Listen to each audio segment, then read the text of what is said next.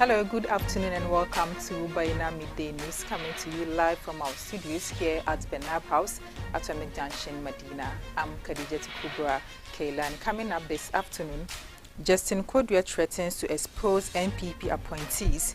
Feedback from Bono region indicates MMDCs have lost touch with grassroots. Also, I will prioritize patriotic individuals in my next government, says Mahama. And in some international stories, demonstration against racism take place in London. The news is also live on Facebook and YouTube at Baina TV. Do stay with us for details of the stories.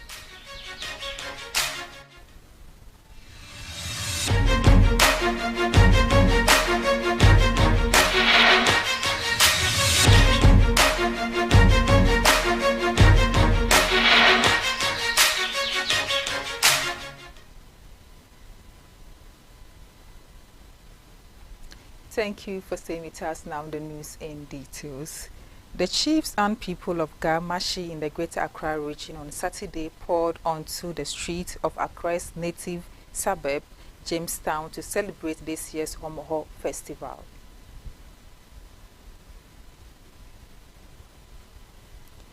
The occasion, which marks the people's endurance over hunger, attracted people from far and near and witnessed a spectacular display of Ga culture.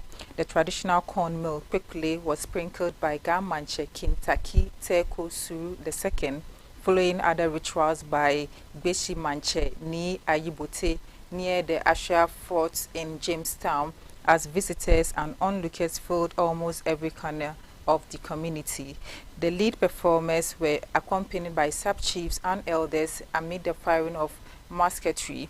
Homoho, translated as hooting at hunger, and the symbolic sprinkling of quickly denotes a season of abundance.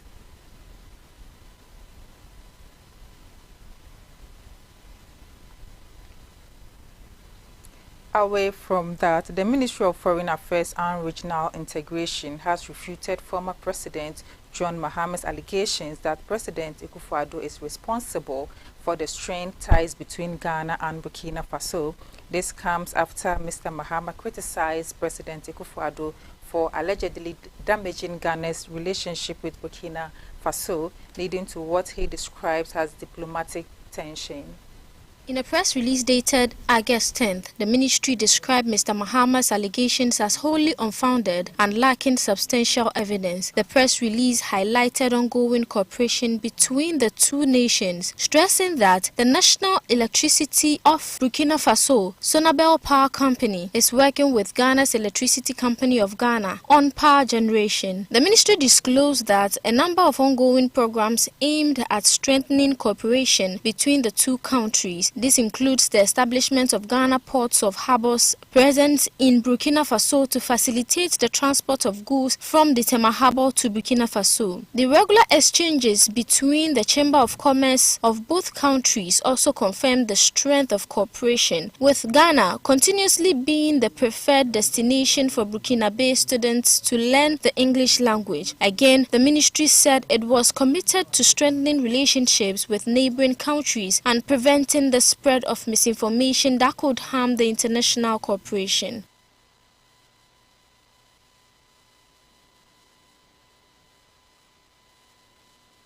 It takes this afternoon, the vice presidential candidate of the New Patriotic Party, Dr. Matthew Opoku Prempeh, says the next NPP government will prioritize job creations for Ghanaians. He emphasized that every governmental initiative will be geared towards delivering employment opportunities for the populace.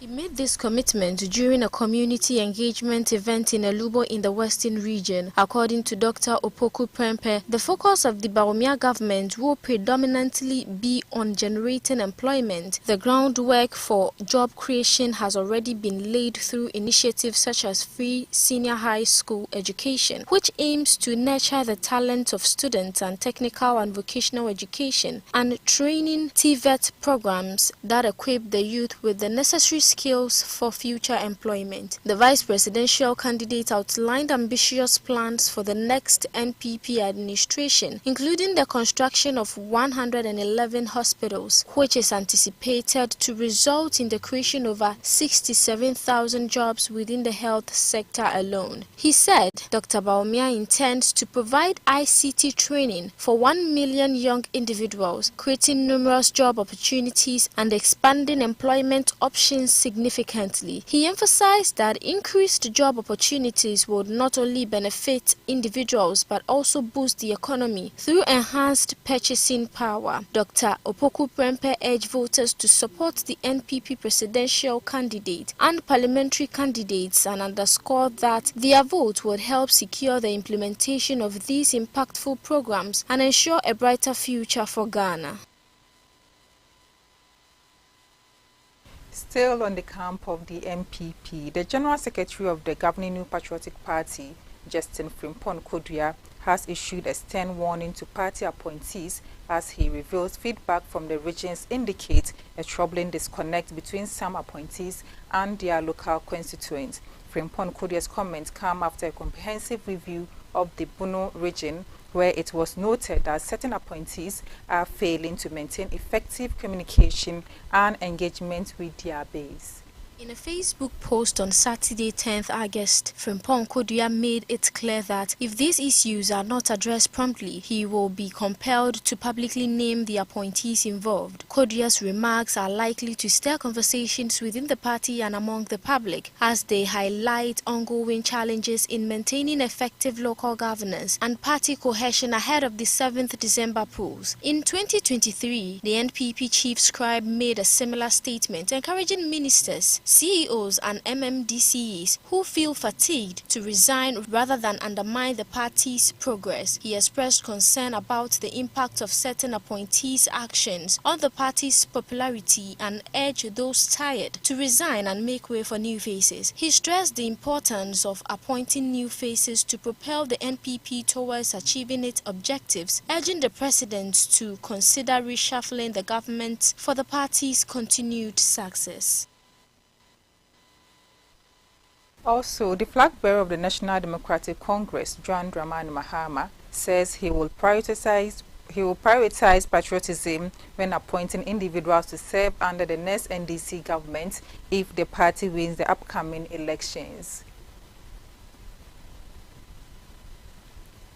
He emphasized that those who wish to serve in the next administration must be individuals who put the love of Ghana first, in addition to having the necessary qualifications for the job. Speaking at the 10th public lecture at KNUST in Kumasi on Saturday to commemorate the anniversary of the death of the late Dr. Paul Victor Obin, Mr. Mahama described him as someone who served Ghana with a sense of patriotism. The former president highlighted that the life of P.V. Obin is worth emulating and that individuals willing to serve under his next administration should possess such patriotic qualities. He said the late P.V. Obin's love for Ghana was one of his greatest attributes and was one of the reasons that motivated him to appoint him to serve in his government.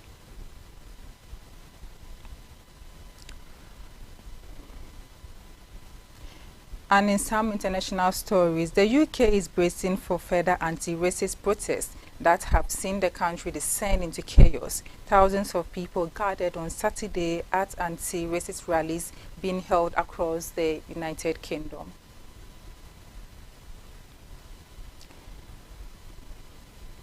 The demonstrations follow anti-immigrant riots and violence throughout the country this week following a fatal knife attack on children. The organization Stand Up to Racism organized up to 22 Stop the Far Right demonstrations on Saturday, which took place in towns and cities including London, Manchester and Birmingham. In the capital, thousands of anti-racist protesters assembled outside Reform UK's London office to accuse Nigel Farage of inciting riots before marching on Whitehall outside the Prime Minister's Downing Street residence in support of refugees. It's estimated that around 2,500 people turned out for the march. protesters chanted "Refugees are welcome here" and listened to speeches outside the party's headquarters before walking to Whitehall.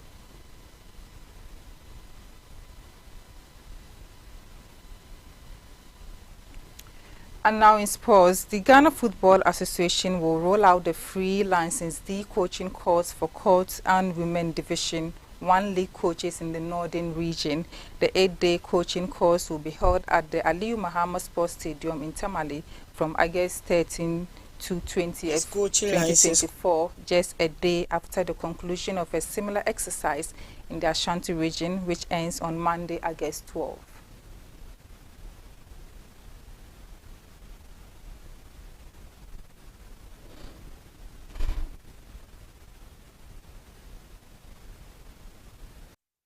At the court and women's Division 1 league level in the country. This is in fulfillment of the pledge by Ghana Football Association, the GFA President Edwin Simeon Okreku, with 30 participants from the northern region, latest to benefit from the coaching program. The 30 prospective coaches who are already working with court and women's Division 1 league clubs but do not have coaching certificates have been selected by their respective clubs to undergo the training. Per the new CAF coaching conversion, the course is expected to have both theory and practical sessions for 7 days of required contact hours, after which participants would be assessed practically and theoretically. The free training will ensure that ultimately each coach club in the country will have at least one certified coach to help in the development process. This will help to bridge the gap created after the FA announced that all coach club coaches must be at least licensed D holders. GFA Technical Director Professor Joseph Kwame Minta and GFA Director of Coaching Education Desmond Sechi Ofer, together with CAF coaching instructors, will oversee the 8-day exercise in Tamale with administrative support from Andrews Kwesi Eshon.